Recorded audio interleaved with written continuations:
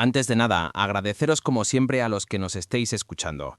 Estamos en el canal de YouTube El Agujero del Hobbit, en Spotify y Apple Podcast en Parálisis Cerebral, entendiendo y cambiando miradas. Estáis todos invitados a participar y poner vuestros comentarios. Vuestra opinión nos importa. Bienvenidos. Hoy, la verdad, tenemos sobre la mesa un material de esos que te dejan mal cuerpo, de los que se te quedan dentro. Sí, es un tema duro. Va sobre una de las traiciones, yo creo, más sutiles y crueles, la que viene disfrazada de ayuda. Vamos a ver qué pasa cuando tu círculo más íntimo, tu familia elegida, en realidad, pues te desprecia en secreto. Pues sí. Y para analizarlo nos vamos a apoyar en un estudio de caso que es potentísimo. Es sobre una persona con parálisis cerebral a la que vamos a llamar Alex para proteger su identidad. Su historia es el epicentro, ¿no? Exacto. Pero a partir de ahí, los documentos que tenemos lo conectan con un patrón mucho más amplio de abandono, de exclusión y de esto que se conoce como capacitismo benevolente. Y con esto queremos llegar a dos sitios. Por un lado, meternos un poco en la piel de alguien que vive algo así, sentir el golpe. Y por otro, pues intentar entender por qué pasa. No como si fuera un caso de gente mala y ya está, sino como un fallo en la estructura misma de cómo entendemos el cuidado. Esa es la clave. La gran pregunta que flota sobre todo este material es, ¿dónde está la línea? ¿Dónde está la línea que separa el apoyo real, el que te ve como un igual, de esa caridad que, queriendo, sin querer, te trata como si fueras menos? Para entender todo, tenemos que meternos de lleno en la historia de Alex. El estudio lo pinta como una mente absolutamente brillante, lúcida, pero atrapada en un cuerpo que no responde como él quiere. Tiene parálisis cerebral con espasticidad severa. Que, para que nos hagamos una idea, significa que sus músculos están en una tensión constante, se contraen sin que él lo controle, y además bisartria, una dificultad enorme para hablar. Con lo cual su vida diaria dependía por completo de su pequeño círculo de confianza. Laura, David y Sofía. Eran sus manos, sus pies y a menudo su voz. La gente que él creía que lo entendía sin necesidad de palabras. Exacto. Y la escena que lo cambia todo es que es casi de película de terror psicológico. Él está en su silla de ruedas, en el pasillo, justo al lado de la puerta del salón. Sus amigos piensan que está dormido. Pero no lo está. No. Y la puerta está entreabierta. Lo justo para oír sus voces. Las voces que hasta ese momento eran su refugio. El sonido de la seguridad. Y ahí es cuando todo su mundo se rompe. Oye a David, a quien él consideraba su hermano, decir con un suspiro de agotamiento: soy un idiota, simplemente, por estar ayudándole. Y justo después, Sofía, la misma que una hora antes le estaba dando un abrazo, añade: estoy harta de tener que limpiar todo después. Sus padres deberían cargar con esto, no nosotros. Esa palabra es una daga. Cargar. Totalmente. Es el término que se usa para un objeto, para un fardo. Le acaban de despojar de su humanidad y lo han convertido en un problema logístico. Ya no es Alex, es esto. Pero el golpe de gracia, el que lo destroza todo, viene otra vez de David. Dice: lo hago por lástima, lo sabes, por culpa. Es que Alex es un lastre. Madre mía. Un lastre brillante, sí, un cerebro increíble, pero físicamente es un agujero negro de tiempo. Un agujero negro de tiempo. Es una metáfora de una crueldad casi poética. No solo es una carga, es que les está robando la vida. Es una condena absoluta. Y aquí es donde el estudio subraya algo que a mí me ha dejado helada. El trauma no es solo el shock emocional de la traición, es físico. El torrente de adrenalina que le inunda el cuerpo por el pánico agrava su espasticidad de una forma brutal. Se le tensan los músculos. Hasta el dolor. Su cuerpo se vuelve una armadura rígida, se queda literalmente paralizado en la escena de su propia humillación. Es una trampa perfecta y terrible. La reacción de su cuerpo a la violencia emocional le impide escapar o defenderse. Totalmente. Porque él intenta reaccionar. Su mente, como describe el informe, está a 1000 por hora. Tiene miles de palabras complejas, hirientes, listas para salir. Quiere gritarles. Claro, confrontarlos. Pero la bisártila, que se dispara con el estrés, se lo impide. Lo único que consigue emitir es un sonido ahogado, inarticulado. Es la impotencia en su estado más puro. Saber la verdad más dolorosa y no poder ni articular una palabra para defender tu dignidad. Es que lo que acabas de describir es demoledor. Y lo más increíble es que el informe no lo achaca a que sus amigos fueran simplemente malas personas, monstruos. Lo conecta con algo mucho más sistémico, este concepto que decíamos antes, el capacitismo benevolente. A mí es que me cuesta, suena a contradicción, ¿no? ¿Cómo puede ser buena una ayuda que esconde tanto desprecio? Porque la benevolencia no está dirigida a la persona que recibe la ayuda, sino a la que la da. Es una forma de opresión muy perversa. Por fuera parece un acto de generosidad, pero por dentro la motivación real del ayudante no es la solidaridad, es sentirse bien consigo mismo. ¿Es una transacción para el ego? Exacto. Mira qué buena persona soy, qué héroe moral, que sacrifico mi tiempo por esta pobre persona. O sea que, en el fondo, es una ayuda que no ayuda. Es casi como veneno envuelto en un regalo. La persona que lo da se siente como un santo, pero la que lo recibe se siente cada vez más pequeña. Es esa la idea. Esa es exactamente la idea. Funciona como un contrato no firmado. Yo, cuidador, te doy mi tiempo. A cambio, tú, persona dependiente, me tienes que dar gratitud incondicional, sumisión y, sobre todo, tienes que reafirmar mi papel de salvador. El problema llega cuando el cuidador se cansa o siente que no recibe suficiente recompensa. Y ahí es cuando sale el resentimiento.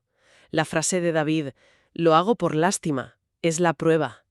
Nunca hubo una relación de iguales. Era caridad para calmar su propia conciencia, no amistad. Entiendo esa parte del ego del cuidador.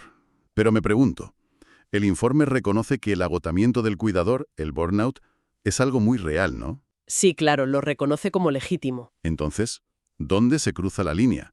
Entre un cuidador quemado que necesita ayuda y alguien que está siendo emocionalmente abusivo. Es una pregunta muy importante.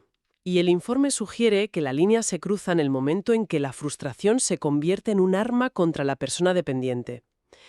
Es legítimo sentirse agotado, es humano. Lo que no es legítimo es culpar a la persona que cuidas de tu propio agotamiento. Claro, la queja de «estoy harta de limpiar» convierte a Alex en el chivo expiatorio de su cansancio. Justo. En lugar de decir «necesito ayuda» o «no puedo más», el mensaje es «tú eres el problema». Ahí está la traición. Se rompe el pacto de cuidado y se convierte en una relación de poder donde el más vulnerable paga los platos rotos. Y la historia de Alex, por terrible que sea, parece que es solo la punta del iceberg. Los otros documentos que hemos revisado muestran que este patrón de abandono y exclusión es dolorosamente común. Sí, los testimonios son muy claros. Hay un concepto que se repite mucho, el de la amistad condicional. Son amigos que, están ahí para las risas, para lo bueno. Pero a la hora de la verdad, Se desvanecen. En el momento en que la discapacidad exige un compromiso real, desaparecen. hay un testimonio que lo clava. Una persona cuenta que sus amigos le prometían apoyo para lo que fuera, pero cuando tuvo una emergencia necesitaba que alguien le llevara al hospital. De repente, nadie podía. Los mensajes en visto, las llamadas sin devolver. Exacto. La amistad duró hasta la primera prueba de fuego. Y a veces el abandono es más directo y se justifica como un acto de autocuidado por parte del que abandona. Otra persona relata cómo su mejor amiga le dijo que no podía seguir siéndolo porque, literalmente, no podía soportar más su condición. ¡Qué fuerte! O sea, presenta el abandono no como una traición, sino como una necesidad para proteger su propia salud mental. Eso es. Convierte a la víctima en la causa de su huida. Es de una crueldad tremenda. Pero hay otro patrón que me pareció aún más oscuro. El abandono por miedo al estigma social. Por el que dirán. El caso que mencionas es durísimo. Es el de una mujer a la que su amiga, tras meses de distancia, finalmente le confiesa por qué ya no queda con ella.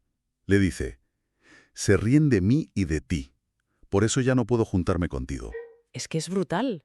Sacrifica la amistad para salvar su propia reputación. El miedo a ser juzgada por asociación es más fuerte que el vínculo. Y esto no pasa solo en círculos privados. Se ve a plena luz del día. Desde luego. El informe cita un experimento social grabado con cámara oculta que es desolador. ¿El del restaurante? Sí. Sentaron a un actor joven con parálisis cerebral en un restaurante. Las reacciones de los otros clientes. La gente pedía a los camareros que lo sentaran en otro sitio para no verlo o decían que daba miedo. Pero lo peor no es eso, ¿verdad? No. Lo peor es que el propio personal del restaurante acabó cediendo y le pidió a la familia del chico que por favor se cambiara de mesa para no molestar a los demás. Ahí lo tienes. La exclusión se normaliza. Se justifica como una cuestión de comodidad para la mayoría. El derecho de una persona a existir en un espacio público queda supeditado a que su presencia no incomode. Y claro, cuando ves estos casos, las estadísticas que aporta el material de repente cobran todo su sentido. Ya no son números fríos. Para nada. Hay un estudio que revela que el 70% de las personas con discapacidad intelectual sienten que no tienen a nadie con quien compartir su tiempo libre. Ese dato del 70% es una salvajada. No estamos hablando de una minoría, es una epidemia de soledad. Totalmente. Y la campaña esa de las felicitaciones de cumpleaños que se menciona, por un lado es un gesto precioso, pero a la vez es un termómetro terrible del abandono social que existe. Exacto. Que haya que crear una campaña de voluntariado para que una persona reciba una simple felicitación de cumpleaños demuestra un vacío social gigantesco. Es un parche de caridad para una herida social muy profunda. Después de una experiencia como la de Alex o de vivir este goteo de rechazo, hay que tener una fortaleza increíble para no querer simplemente desaparecer. Me pregunto cómo se reconstruye la confianza en los demás. Es que esa es una de las secuelas más graves que describe el material. La contaminación de la confianza. La capacidad para volver a crear vínculos seguros queda profundamente dañada. Claro, te estarás preguntando constantemente, ¿esta persona me ayuda por afecto o por lástima? ¿Qué dirá de mí cuando yo no esté delante? La desconfianza se convierte en un mecanismo de supervivencia. Es una respuesta lógica, racional, a una traición. El problema es que te aísla todavía más.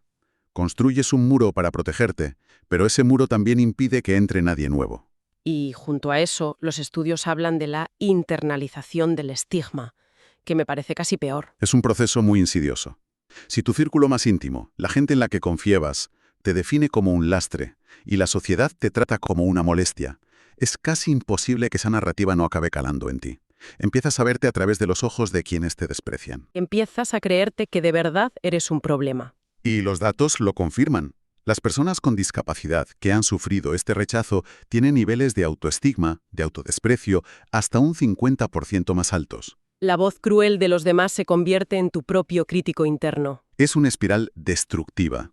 Y todo esto culmina en lo que el informe llama un estado de indefensión aprendida. Que es posiblemente el estado psicológico más terrible. Es la conciencia lúcida y constante de que tu bienestar, tu supervivencia, depende de personas que sabes que te desprecian. ¿Y no poder salir de ahí? Exacto. Y al mismo tiempo, saber que no tienes la capacidad física, económica o logística para escapar de esa situación. Es estar atrapado, como Alex en ese pasillo, inmovilizado por la humillación. Es el núcleo de un trauma que no acaba, que se vive cada día. Al final, lo que todo este análisis nos deja claro es que, a veces, la mayor crueldad no viene de un grito o un golpe, sino de una sonrisa falsa, de esa amabilidad que enmascara el desprecio. De esa ayuda que en lugar de levantarte te hunde un poco más. Y por eso me parece tan importante el punto final del informe. Rechaza de plano esa idea del inspiration porn, ¿no? Esa narrativa tan de moda de que las personas con discapacidad tienen que ser ejemplos de superación, siempre sonrientes. Totalmente.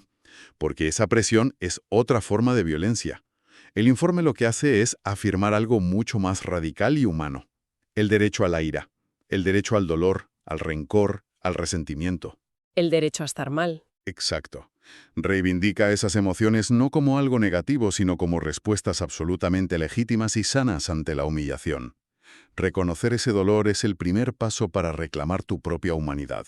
Es decir, lo que me hicisteis no está bien y tengo derecho a sentirme rota por ello. Es reivindicar tu derecho a no ser un objeto inspirador, sino una persona completa, con sus luces y con la legitimidad de sus sombras. Esto nos llega con una reflexión final que va más allá de la discapacidad, creo yo. Los materiales que hemos revisado se centran en el daño que provoca la ayuda no genuina, la que nace de la lástima y no del respeto.